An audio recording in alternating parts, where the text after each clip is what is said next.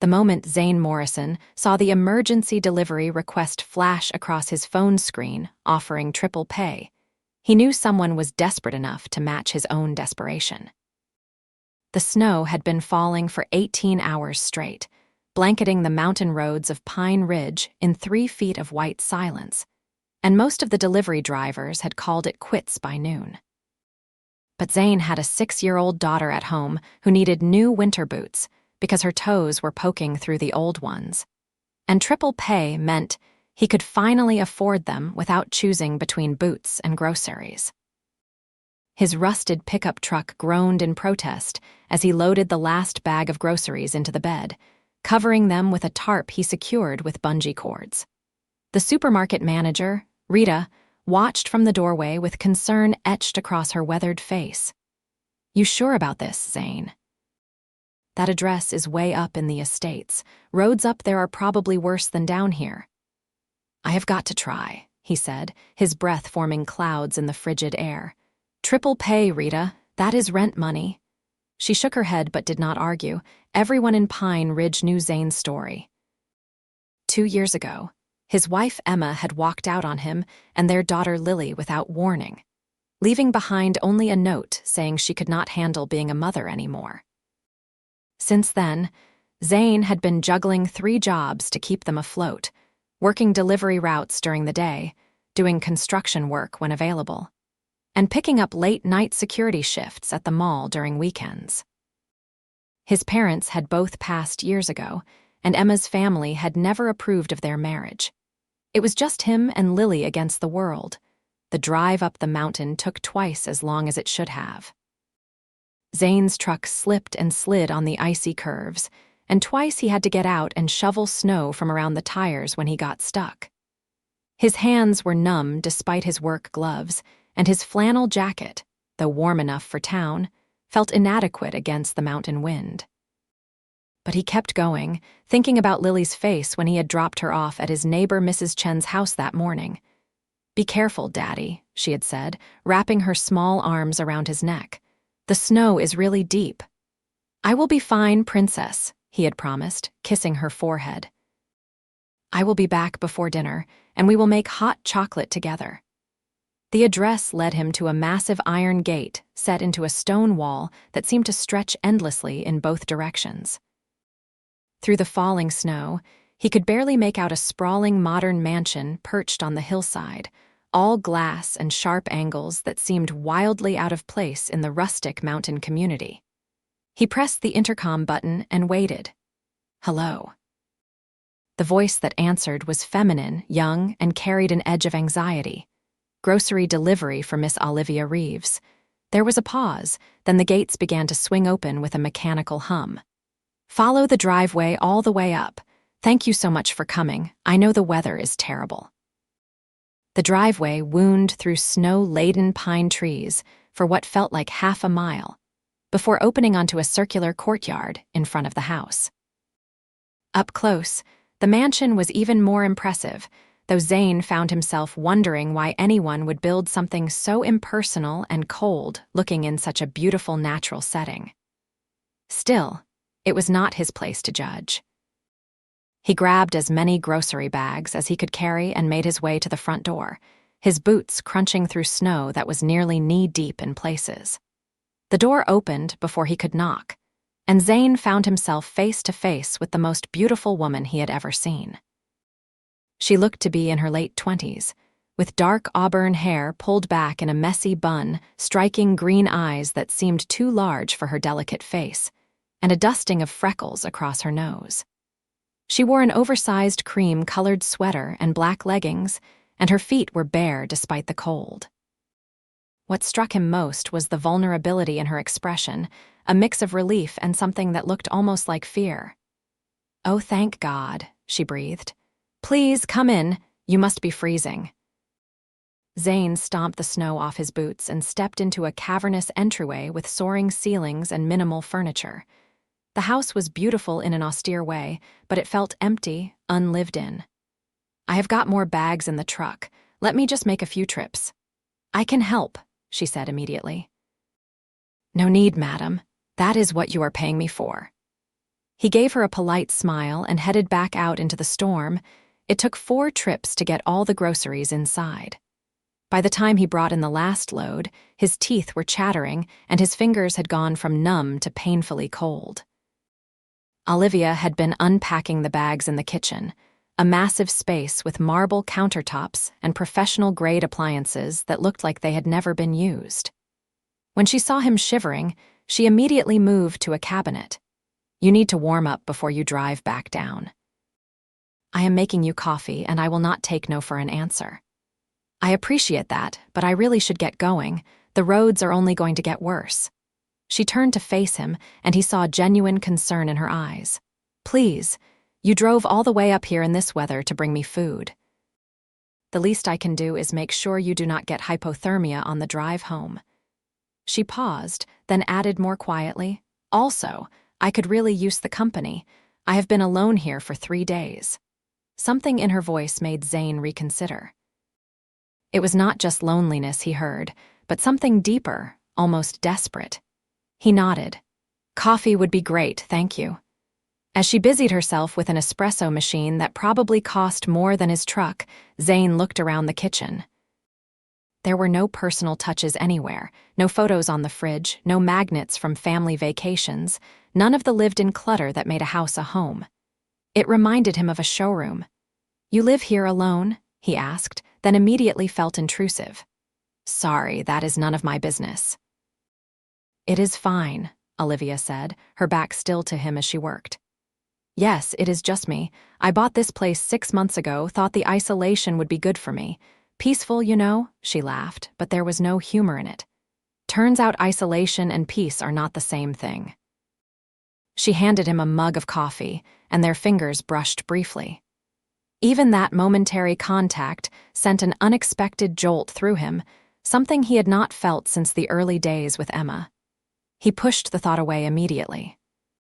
Women like this, who lived in houses like this, did not end up with guys like him, single fathers who delivered groceries to make rent.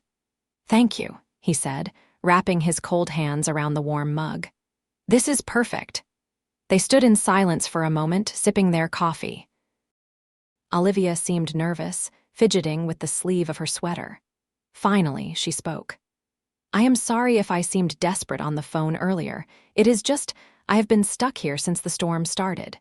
My car cannot make it down the mountain, and I ran out of almost everything. I tried 4 other delivery services before yours said yes." "Happy to help," Zane said. "Though I will admit, the triple pay was a motivator." She smiled, and it transformed her whole face, chasing away some of the sadness that seemed to cling to her. "I figured that might get someone's attention." "You have kids?" The question surprised him. "Yeah, a daughter, Lily, she is 6. "That is a wonderful age," Olivia said wistfully. "What is she like?" And just like that, Zane found himself talking about Lily. It was easy to talk to Olivia. She listened with genuine interest as he described his daughter's obsession with dinosaurs, her insistence on wearing her princess crown to the grocery store, her habit of making up elaborate stories about their elderly cat, Mr. Whiskers. He told her about the time Lily had tried to give Mr. Whiskers a bath and ended up flooding the bathroom, and how she insisted on leaving cookies out for the mailman every Friday because she had decided he looked hungry. Olivia laughed at his stories, real laughs that made her eyes crinkle at the corners, and Zane realized he had been talking for almost 20 minutes straight. "Sorry," he said, embarrassed. "I tend to ramble when it comes to Lily. Please do not apologize. It is lovely hearing about her. You can tell how much you love her." "She is my whole world," Zane said simply. Something passed across Olivia's face, an emotion he could not quite read. "You are lucky to have each other," she said quietly. Before he could respond, a massive gust of wind shook the house, and the lights flickered once, twice, then went out completely. They were plunged into the gray twilight of the storm, the only light coming from the snow-covered windows. "No, no, no," Olivia said, her voice rising with panic. "The power cannot go out, it cannot." Zane pulled out his phone and turned on the flashlight. "Do you have a generator?" "I do not know. I mean, maybe. I have only been here a few months, and I did not think. She was breathing too fast, her hands shaking as she set down her coffee mug. Hey, it is okay, Zane said, keeping his voice calm and steady. Let me check. Houses like this usually have backup systems. Is there a utility room or basement? She nodded jerkily. Through there, down the hall. He found the utility room easily enough, and sure enough, there was a high-end generator system. But when he checked it, his heart sank. The fuel tank was empty. Someone, probably the contractors who built the house, had installed the system but never filled it. He returned to find Olivia standing exactly where he had left her, arms wrapped around herself. The generator is there, but there is no fuel, he said gently. Do you have a fireplace? 3 of them, but I have never used them. I do not even know if they work. Zane checked his phone. The signal was weak, but still there. He tried calling Mrs. Chen, but the call would not connect. He sent a text instead, letting her know he might be delayed. The roads are going to be impossible now, he said. I hate to say it, but I think I am stuck here until the storm passes or the snowplows make it up the mountain. He expected her to be upset, to demand he leave anyway, but instead, relief flooded her face. Thank you, she whispered. I mean, I am sorry you are stuck, but I am so glad you are here. I was terrified of being alone in the dark.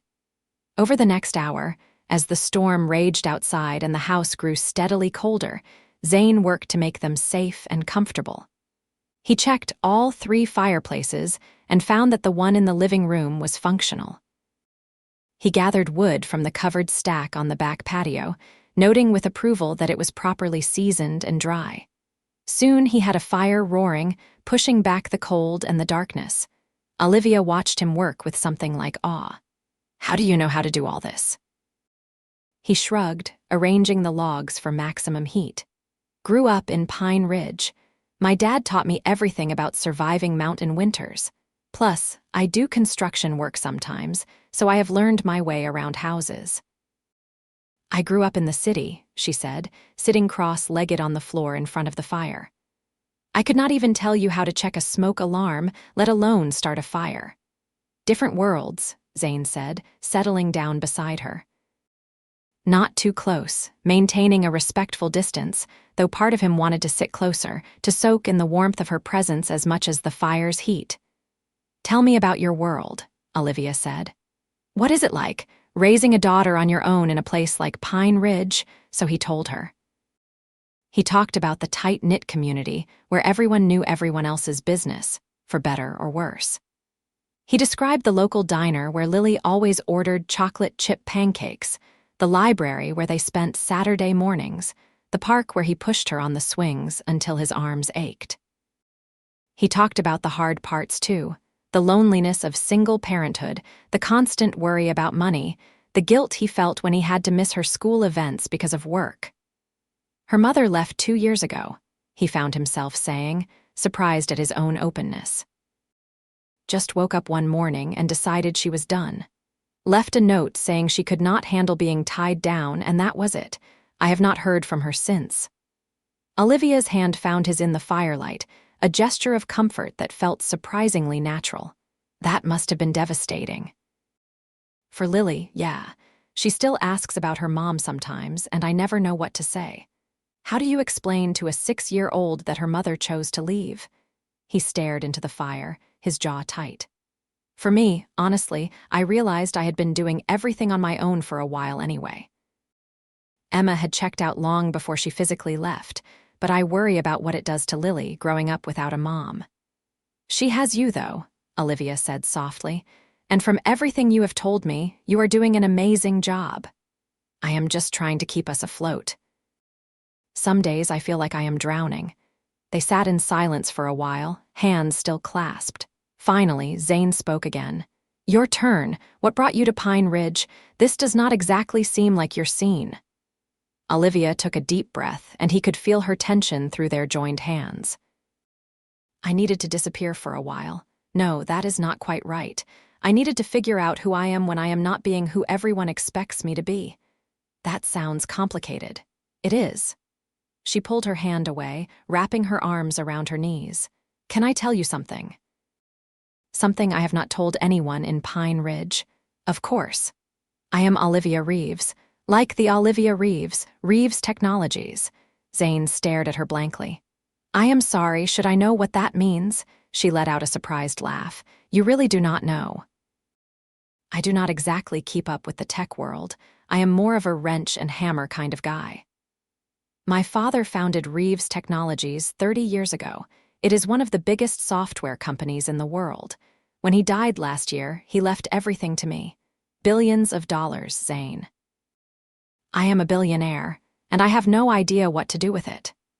The words hung in the air between them. Zane's first instinct was to stand up, to put distance between himself and this revelation, because it confirmed everything he had suspected. She was from a completely different world, and whatever connection he had felt building between them was impossible. But something kept him rooted in place, maybe the raw vulnerability in her voice, or the way she was looking at him like she was afraid he would run. That sounds incredibly lonely, he said finally. She blinked, clearly surprised. That is not usually the first thing people say. What do they usually say? They start treating me differently, looking at me differently. Suddenly, everything is about the money or what I can do for them. Or they start acting weird and awkward, like they are afraid to touch me in case I am made of gold or something. She laughed bitterly. That is why I came here. In Pine Ridge, nobody knew who I was. I could just be Olivia, not the Reeves heiress. And that is why you are alone in this big house in the middle of a blizzard. I fired my assistant and my security team, she admitted. Told them I needed space, that I would be fine on my own for a while. God, that sounds stupid now, does it not? I am nearly 30 years old, and I cannot even survive a snowstorm without help. Hey, most people could not survive this storm alone, billionaire or not, Zane said. There is no shame in needing help. Is that your manly protective instinct talking? There was a hint of teasing in her voice. Maybe, he admitted with a smile. Lily says I have a hero complex. I cannot walk past a spider in the house without catching it and taking it outside, even though it would be easier to just squash it. I like that about you, Olivia said. You are kind. Genuinely kind, not performatively kind like so many people I have known. They talked through the evening as the storm continued its assault on the mountain. Zane made them dinner using the groceries he had delivered, crafting simple grilled cheese sandwiches and tomato soup over the fire. Olivia watched him work with fascination, asking questions about everything. You are a really good cook, she said, biting into her sandwich. This is barely cooking. You should see me when I have an actual kitchen. Lily and I make pancakes every Sunday morning and I grill a mean steak. I am lucky if I can make toast without burning it, Olivia confessed. I have had chefs my whole life. When my dad died and I started living alone, I realized I did not know how to do anything normal people do. I cannot cook. I barely know how to use a washing machine, and I had never pumped my own gas until I moved here. That must have been an adjustment. You have no idea. The first time I tried to do laundry, I accidentally put dish soap in the machine. There were bubbles everywhere. She laughed at the memory. My neighbor found me sitting on the laundry room floor, covered in suds, crying because I was 28 years old and could not do something everyone else learned as a teenager. Zane found himself laughing too, but gently. What did the neighbor do? She helped me clean it up and then taught me how to actually use the machine. She was so kind about it, did not make me feel stupid at all. I think that was the first time in years someone had treated me like a normal person who just needed help, not like some incompetent princess. You are not incompetent, Zane said firmly. You are just learning. Everyone has to learn. As night deepened and the temperature continued to drop, Zane built up the fire and gathered every blanket and cushion he could find, creating a nest of warmth near the hearth. His phone battery was dying, and he had gotten a single text from Mrs. Chen earlier confirming that Lily was fine and not to worry about getting back until it was safe. You must be worried about your daughter, Olivia said, as they settled into the makeshift camp. I am, but Mrs. Chen is great. Lily loves her, calls her Grandma Chen. She will probably have a better night than me, getting spoiled with treats and stories. Tell me more about her. About Lily. So he did. As the fire crackled and the wind howled outside, Zane painted pictures with words of his daughter. He told Olivia about the way Lily would wake him up every morning by patting his face and saying, "Time to rise and shine, Daddy," in a serious little voice. About how she insisted on checking his lunch bag every day to make sure he had enough food. About the time she had used her birthday money to buy him a coffee mug that said "World's Best Dad" because she said he needed to know how special he was. "She sounds incredible," Olivia said, her voice thick with emotion. "You are so lucky." "I know," Zane said. "Even on the hard days, I know." "She is everything." "I want that," Olivia whispered. "I want to matter to someone like that, to have someone who looks at me and sees me, not my bank account or my last name. I want to be someone's everything." Zane felt his heart clench. In the firelight, with her hair falling loose around her shoulders and her eyes bright with unshed tears, Olivia looked achingly beautiful and unbearably sad. Without thinking, he reached out and tucked a strand of hair behind her ear. The gesture was intimate, more intimate than anything they had shared yet, and he saw her breath catch. "You matter," he said quietly. "You are smart and funny and trying so hard to figure out your life. That matters." "Zane," she breathed, and the way she said his name sent electricity down his spine. They were close now. So close he could count the freckles on her nose, could see the flecks of gold in her green eyes. He knew he should pull away, should maintain the distance that their different worlds demanded, but he could not make himself move. She was looking at him like he was something precious, something she was afraid to touch in case he disappeared. "I should not," he started, but she cut him off. "Please do not do that. Do not tell me all the reasons this cannot happen. Just for tonight, can we just be two people? Olivia, I deliver groceries for a living. I drive a truck that is held together with duct tape and prayers. I live in a 2-bedroom apartment that I can barely afford. You are a billionaire. Right now, I am just a woman who is really glad you are here," she said. "And you are a man who drove through a blizzard and made me feel safe and made me laugh and listen to me like I actually matter. Can that be enough for tonight?" He knew he would regret this. He knew that when the storm passed and reality returned, this moment would make everything harder. But when she leaned in, closing the last few inches between them, he met her halfway. The kiss was gentle at first, tentative, both of them testing the waters of this impossible connection. But then Olivia made a small sound in the back of her throat, and everything intensified.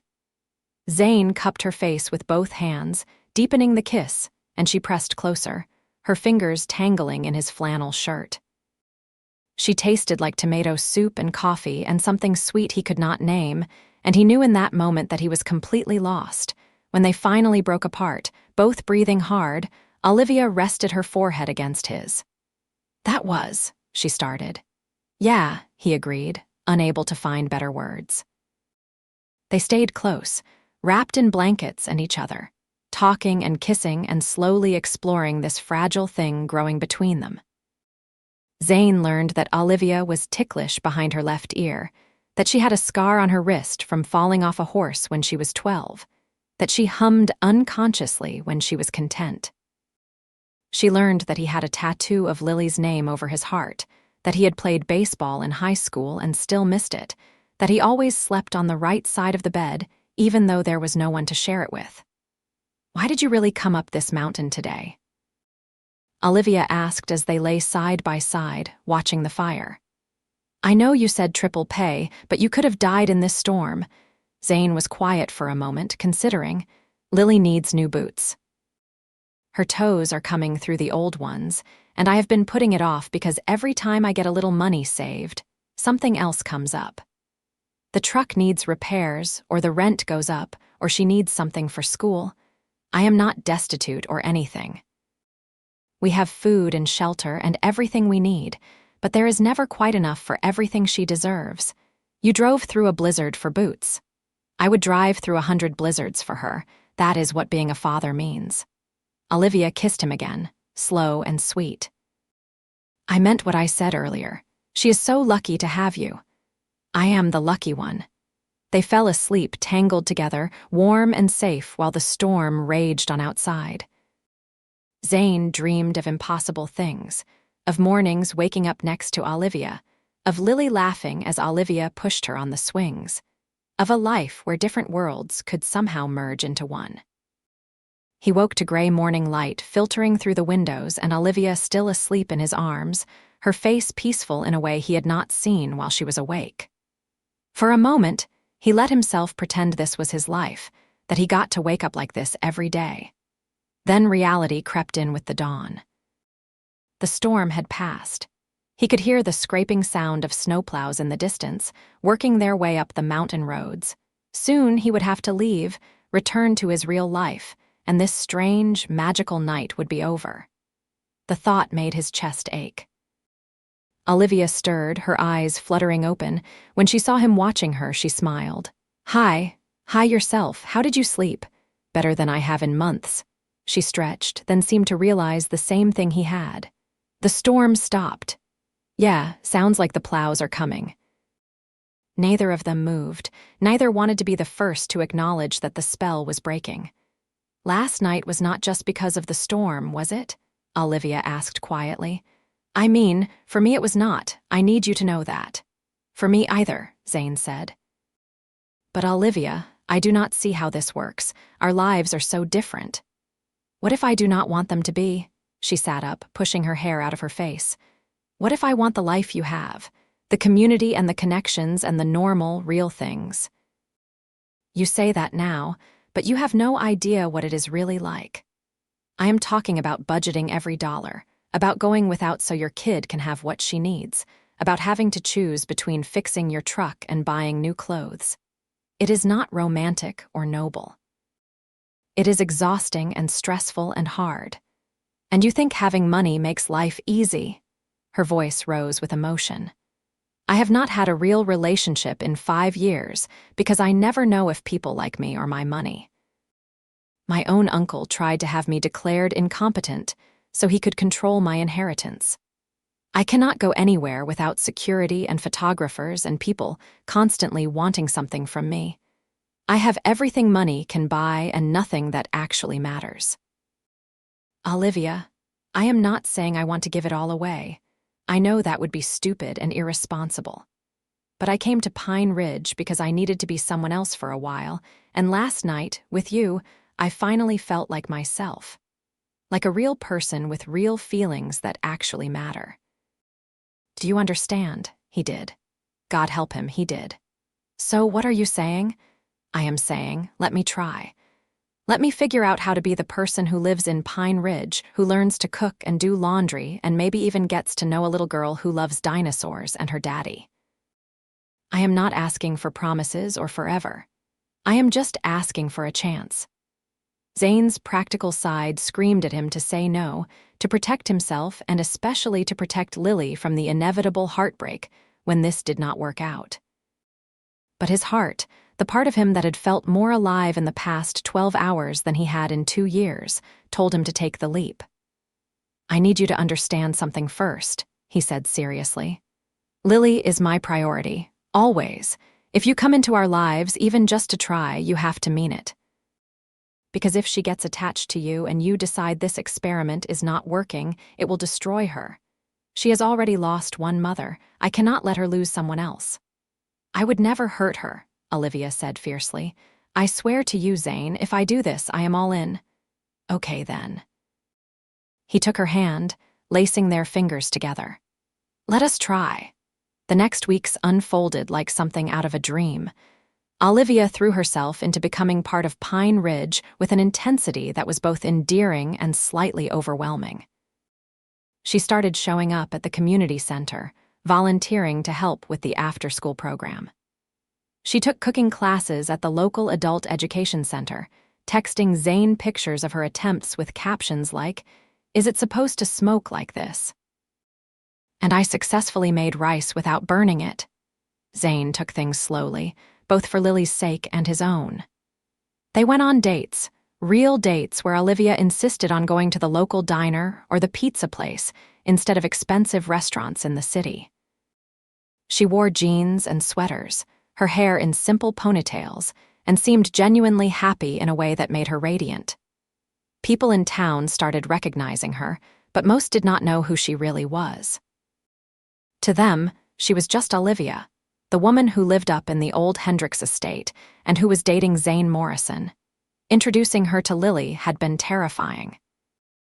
Zane had prepped his daughter for days, explaining that Daddy had met a very nice friend who wanted to meet her, but only if Lily was comfortable with it. "Is she going to be my new mommy?" Lily had asked with the blunt directness of a 6-year-old. "No, sweetheart, she is just a friend right now. We like each other, but we are taking things slow. Does she like dinosaurs? I do not know. You will have to ask her." They had met at the park, neutral territory where Lily felt safe. Olivia had shown up with a soccer ball and a nervous smile, and Zane had watched his two worlds collide with his heart in his throat. "Hi, Lily," Olivia had said, crouching down to the little girl's level. "Your dad has told me so much about you. I hear you are an expert on dinosaurs." Lily, never shy, had launched into an enthusiastic explanation of the difference between velociraptors and Deinonychus, complete with hand gestures.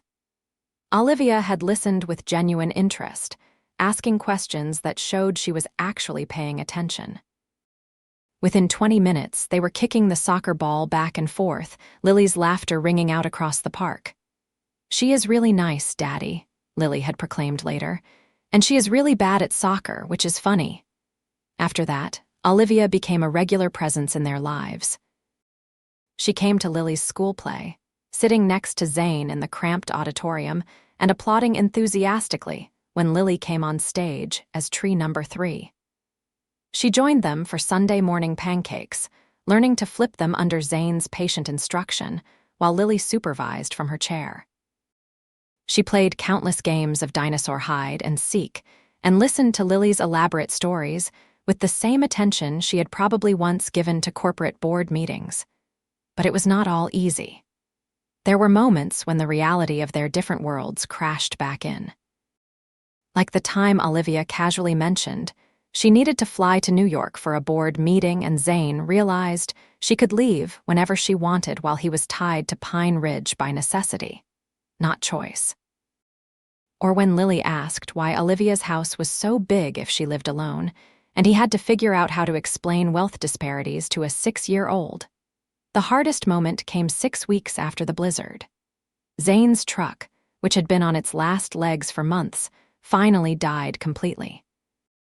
The repair estimate was more than the truck was worth, and he did not have the money for a new one. Without the truck, he could not do deliveries or get to construction sites. He was looking at losing 2 of his 3 jobs. He was sitting at his kitchen table, staring at the repair quote and trying to figure out impossible math, when Olivia showed up with takeout from the diner. "Bad day?" she asked, seeing his face. He explained the situation, watching her face as he did. He could see the exact moment she started to say she could help, that she could buy him a new truck without even noticing the expense. But she caught herself, biting her lip. "What can I do?" she asked instead. "Nothing. I will figure it out. I always do. Zane, I have money just sitting there." "I could know." He said it more sharply than he intended. "I am sorry, but no, I cannot be that guy, Olivia. I cannot be the guy who lets his girlfriend buy him a truck. It is not about letting me. I want to help. What is the point of having all this money if I cannot use it to help the people I care about? Because then what are we? How do I know where I end and your money begins? How do we have a real relationship when you can just throw money at every problem?" They had their first real fight that night, voices rising with frustration and fear. Olivia argued that he was being stubborn and prideful, that accepting help was not weakness. Zane countered that she could not understand what it was like to need to make it on your own, that his self-respect was tied to being able to provide for his daughter. "I am not trying to take that away from you," Olivia said, tears streaming down her face. "I just want to help.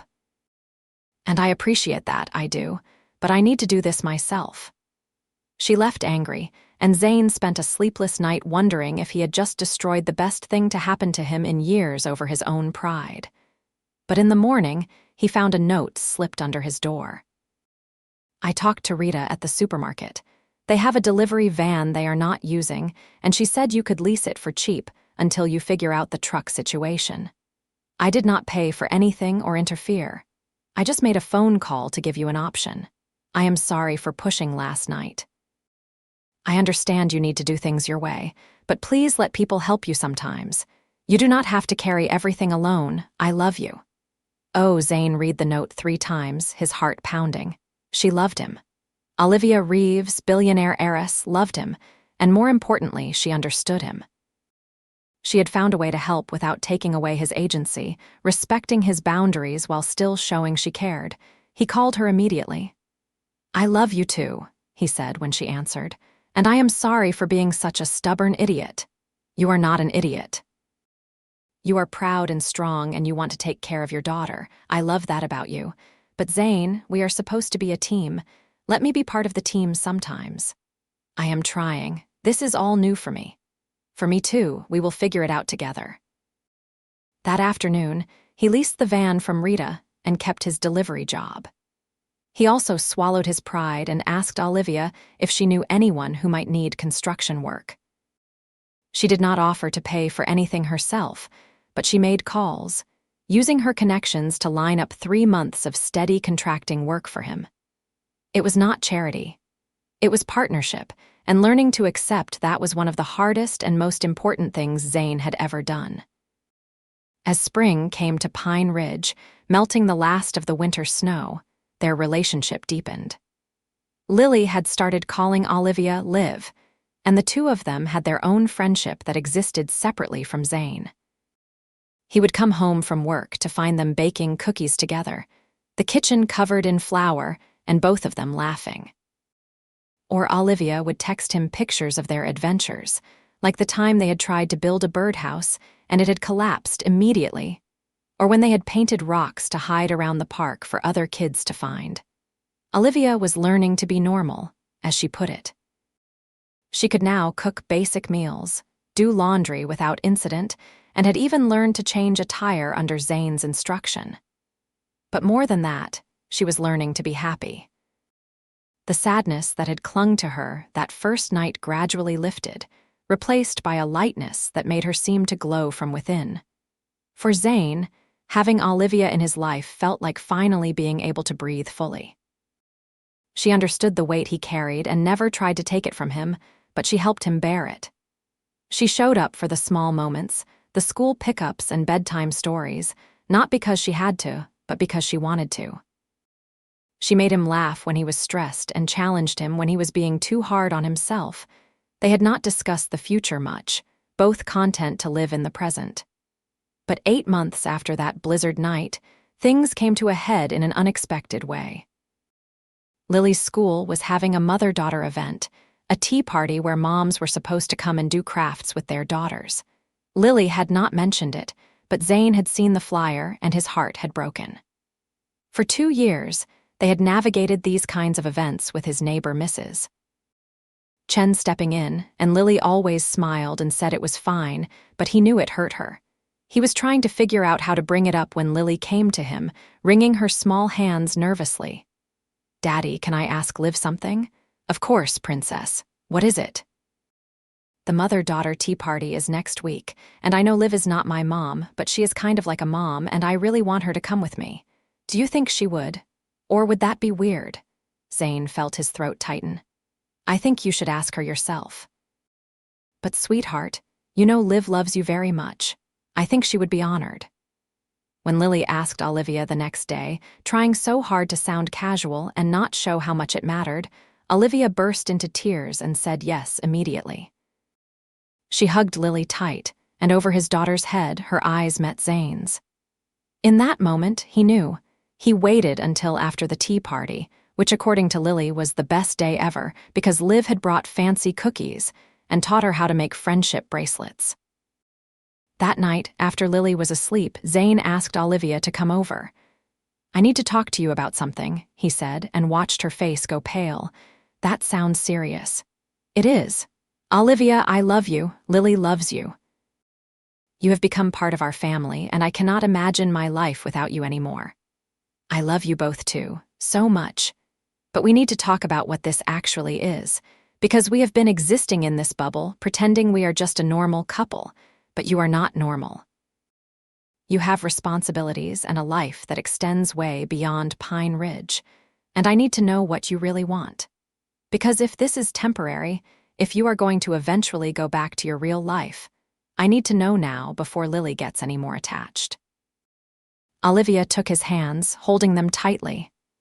My real life is here, with you and Lily. I know you might not believe that, but it is true. I have been figuring out what to do with my father's company, how to run it remotely, and put the right people in charge so I do not have to be in New York all the time. I want to stay here. I want to build a life in Pine Ridge. Are you sure? Because once you really commit to this, to us, there is no going back. It is not just me anymore. It is Lily too, and she has to come first. Always. I know that, and I want that. Zane, I want all of it. The good days and the hard days and the normal, boring, beautiful days. I want to be there when Lily loses her first tooth and when she learns to ride a bike. I want to fight with you about whose turn it is to do dishes and fall asleep next to you every night. I want the life you have, not because I am running from my old one, but because this is the life I choose. Even with all the struggles, because things are not going to magically get easier. I know money does not fix everything, I have learned that. But Zane, we could make things a little easier for each other. I am not talking about me supporting you. I am talking about us being partners, using all our resources, including my financial ones, to build the best life we can for our family. Can we try to find that balance? He thought about his pride, about all the reasons he had always said he needed to do everything himself. But he thought, too, about what he was teaching Lily. Did he want her to learn that asking for help was weakness, or that love meant being strong enough to be vulnerable? We can try, he said. She kissed him, and it felt like a promise. Also, there is something I need to tell you. I have been working on it for months, but I wanted to make sure it was real before I said anything. What is it? I am starting a foundation, using my money to make a real difference. I am focusing on single parents, helping with things like childcare costs, emergency funds, education support. I have been working with community leaders here in Pine Ridge to understand what people actually need, not what I think they need. I want to do something that matters. Olivia, that is incredible. You inspired it. You and all the other parents I have met here who are working so hard and doing everything right, but still struggling because the system is broken. I cannot fix everything, but I can help. And I finally feel like my money is good for something beyond just sitting in accounts. That night, after Olivia left, Zane sat in Lily's room watching her sleep. Her nightlight cast stars across the ceiling, the same stars he had watched countless nights when he felt overwhelmed and alone. But he was not alone anymore. He had Olivia and she had him, and together they were building something real. He thought about asking her to move in, but it felt too fast for Lily. They had to do this right, at a pace that worked for everyone. So instead, they continued as they were, but with a new understanding of commitment. Olivia spent more nights at their apartment, keeping a drawer of clothes in Zane's room. She was there for breakfast more often than not, helping Lily get ready for school while Zane made coffee. The town started assuming they would get married, but neither of them was in a rush. They were both learning that love did not need to follow a timeline. It could unfold at its own pace, growing stronger with each shared moment. 1 year after the blizzard, Zane took Olivia back up to her mansion. She had not been living there much, preferring his small apartment and the life they were building together in town. But she kept the house, and sometimes they would go up there for date nights, making dinner in that enormous kitchen and sitting by the fireplace where everything had begun. "Do you ever regret it?" he asked as they watched the fire. "Choosing this life over what you could have had?" "Never," she said without hesitation. "Zane, I have had everything money can buy. None of it made me happy." You and Lily, this community, having a purpose beyond just existing, that is what makes me happy. I have never been more sure of anything. I want to ask you something." She turned to him, and he saw a flicker of anticipation in her eyes. "Not that," he said, though his heart was pounding. "Not yet. There is something else first. I want you to officially meet Lily's teacher next week at parent-teacher conferences. As my partner. Not as my girlfriend who helps out sometimes, but as someone who is part of Lily's life permanently. Someone who gets to make decisions and be there for the important stuff. Like a parental figure. Yeah, if you want that." Tears filled her eyes. "I want that so much. There is more. I have been thinking about the apartment. It is getting too small for all of us, and I know you have this place, but I was wondering if we could find something together. Something that is ours, not too big but with enough room for a family.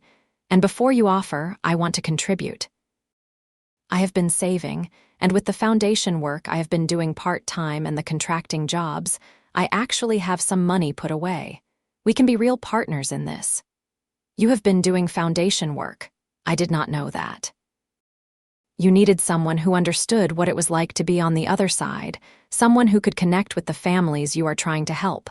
I have been consulting, sharing my perspective. Sarah, your director, said I am good at it." Olivia launched herself at him, kissing him deeply. "You are amazing. And yes, let us find a house together. Our house." They found a place 3 months later, a modest 3-bedroom home on the edge of town with a backyard perfect for Lily to play in and a porch where Zane and Olivia could sit on summer evenings. It was not a mansion, but it was not too small either. It was exactly right. Lily decorated her room with dinosaur posters and the crafts she had made with Olivia. They set up a second bedroom as a guest room, though Mrs. Chen was the only regular visitor. The master bedroom felt like a sanctuary, a place where Zane and Olivia could be just them, wrapped up in each other without the weight of their responsibilities for a few hours. Moving in together was an adjustment. They learned each other's habits, both good and bad. Olivia was messy, leaving clothes everywhere and never remembering to close kitchen cabinets. Zane was obsessively punctual and had to learn to relax when they were running 5 minutes late. But they figured it out, finding rhythms that worked for all 3 of them. On their first Christmas in the house, Zane woke early to find Olivia already up, watching Lily sleep on the couch where she had passed out waiting for Santa. "She is so peaceful," Olivia whispered. "I love her so much, Zane. Sometimes it scares me how much." "I know the feeling." "Thank you for letting me into your lives, into her life. I never thought I would get to have this." He pulled her close, kissing the top of her head. "You did not just get let in. You earned your place here. You show up every day and love us even when we are difficult. That is what family means." "Family," she repeated, testing the word. "I like that." Lily woke up then, seeing them watching her. "Is it Christmas?" she asked sleepily. "It is Christmas, Princess," Zane confirmed. She scrambled up, suddenly wide awake, and threw herself at both of them. "This is the best Christmas ever because we are all together." Out of the mouths of babes, Zane thought, hugging his daughter and the woman he loved. She was right. Being together was everything. The proposal came in early spring, almost 2 years after that blizzard night. Zane had been planning it for months, wanting to make it perfect. He took Olivia and Lily on a hike up to a overlook that had a view of the entire valley. It was the same trail his father had taken him on as a kid, a place that had always felt special. At the top, while Lily was distracted collecting wildflowers, Zane got down on one knee. The ring was modest, nothing like what a billionaire probably expected, but he had saved for it and picked it out himself. It was a simple diamond on a white gold band, elegant and unpretentious.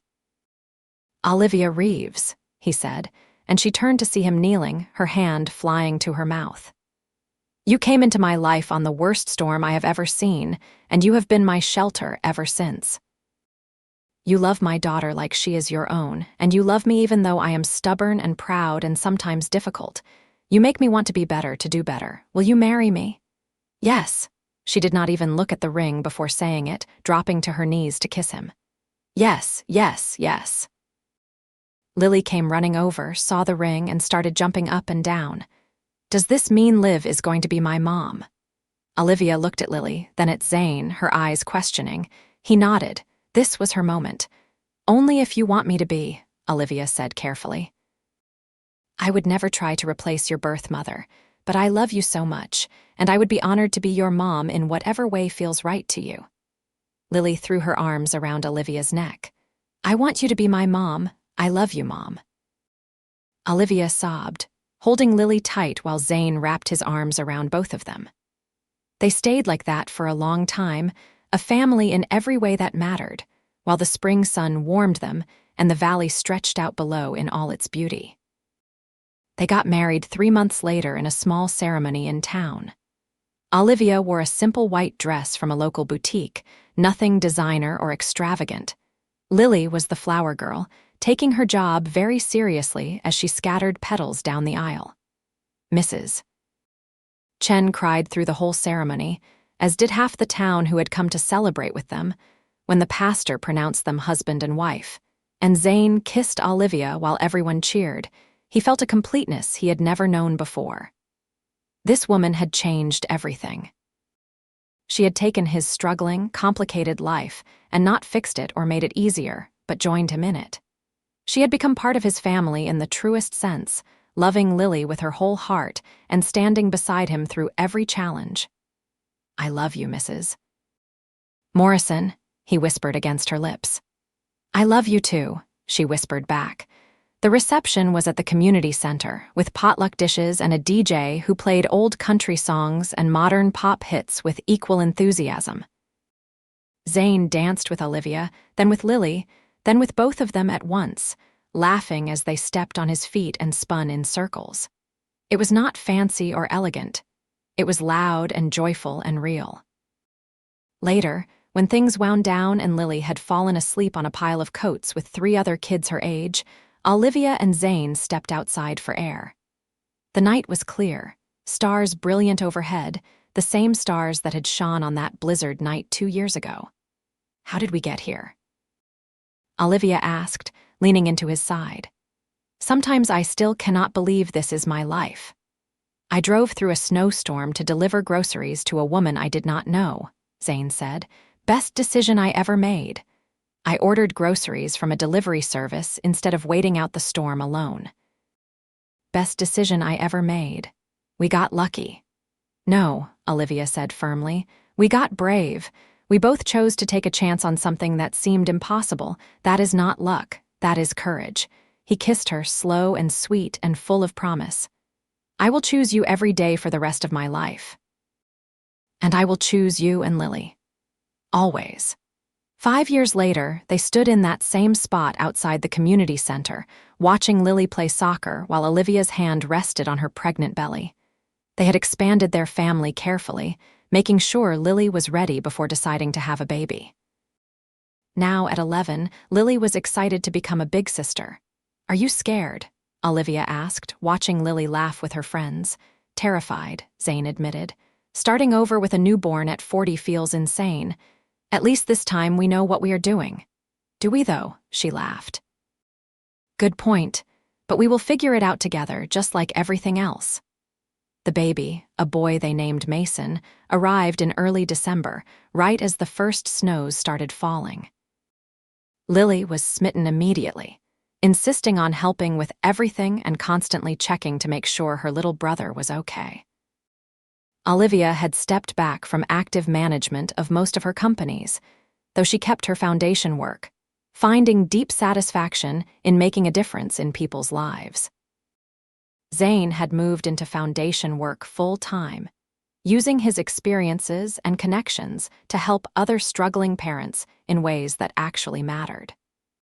He still did occasional contracting work because he loved working with his hands, but the constant financial stress that had defined his early years with Lily was gone. Not because Olivia's money had solved everything, but because they had built a stable life together, combining their strengths and resources. On Mason's first Christmas, with Lily reading to her baby brother and Olivia humming in the kitchen as she baked cookies that actually turned out well now, Zane felt overwhelmed with gratitude. His life had not turned out anything like he had planned. It had turned out better. He thought about that younger version of himself, the one who had driven up a mountain in a blizzard because he was desperate and running out of options. If he could go back and tell that guy what was waiting for him, that guy would never have believed it.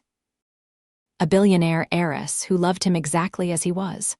A daughter who thrived with two parents who adored her. A son who would grow up surrounded by love and security. A life that was not perfect, but was perfectly theirs. Olivia appeared beside him, flower in her hair and happiness in her eyes. "What are you thinking about? How much I love our life. How grateful I am that you ordered groceries that day. Best triple pay delivery ever." He pulled her close, kissing her soundly. Best everything ever. That night, after the kids were asleep and the house was quiet, they sat by the fireplace in their living room. It was not as grand as the one in Olivia's mansion, but it was theirs, filled with pictures of their family and Lily's artwork, and all the beautiful mess of a life truly lived. "Do you ever miss it?" Zane asked. "The old life before Pine Ridge?" "Not even for a second," Olivia said. "That life was empty. This life with you and Lily and Mason, this is everything. You gave me the greatest gift, Zane. You gave me a family. You gave us the same thing. You saved me that night in the blizzard. Not just from the storm, but from the loneliness of doing everything alone. You became our family, and we became yours, and we built something neither of us could have built on our own." She rested her head on his shoulder, content. "We built something amazing." And they had. From one desperate grocery delivery in a blizzard, they had built a love story that defied all odds and expectations. They had proved that different worlds could merge, that love could bridge any gap, that family was not about blood or money but about showing up, every single day, and choosing each other. As the fire crackled and snow began to fall softly outside, Zane held his wife close and thought about the journey that had brought them here. It had not been easy. There had been arguments and adjustments, fears and failures, moments when the gap between their worlds seemed too wide to cross. But they had crossed it anyway, meeting in the middle and building a bridge strong enough to hold their entire family. The snow fell heavier now, coating the world in white silence, and Zane smiled. He used to dread snowstorms, used to see them as obstacles between him and paying his bills. Now they reminded him of the night everything changed, the night he delivered groceries to a billionaire who was really just a lonely woman looking for connection, the night he found his future wife in the middle of a blizzard. "I love you," he whispered into Olivia's hair. "I love you too," she murmured back, half asleep against his shoulder. In the nursery, Mason made a soft sound but settled back to sleep. Upstairs, Lily dreamed whatever 11-year-olds dream about. And in the living room, by the fire, Zane and Olivia sat wrapped in each other, grateful for blizzards and grocery deliveries and impossible love stories that somehow, against all odds, came true. Their story had started with a storm and a delivery and two people who needed each other more than they knew. It continued with laughter and tears, with challenges overcome and love deepening through each season. And it would go on, year after year, as they raised their children and built their life together, as they proved every single day that love was not about where you came from or what you had, but about who you chose to be for each other. The snow kept falling, soft and steady, blanketing Pine Ridge in quiet beauty. Inside their home, warm and safe and full of love, the Morrison family slept. Tomorrow would bring new challenges and joys, as every day did. But they would face it together, all four of them, a family forged in a blizzard and strengthened by every day since. And somewhere in the night, as snowflakes danced through the darkness and settled on their roof, the universe smiled at the love story it had written. Because the best stories are not about perfect people finding perfect love. They are about real people, with real struggles and real hearts, finding each other in the storm and choosing to weather everything else together. Zane Morrison had delivered groceries to a billionaire and in return received everything money could never buy. Love, family, home, a future bright with possibility. And every single day, he woke up grateful for that blizzard, for that desperate delivery, for the courage to say yes to something that seemed impossible. Because sometimes, the impossible things are the ones most worth fighting for. Sometimes, a struggling dad and a lonely billionaire can find in each other exactly what they have been searching for. Sometimes, love really does conquer all. And sometimes, in the middle of the worst storm you have ever seen, you find your way home.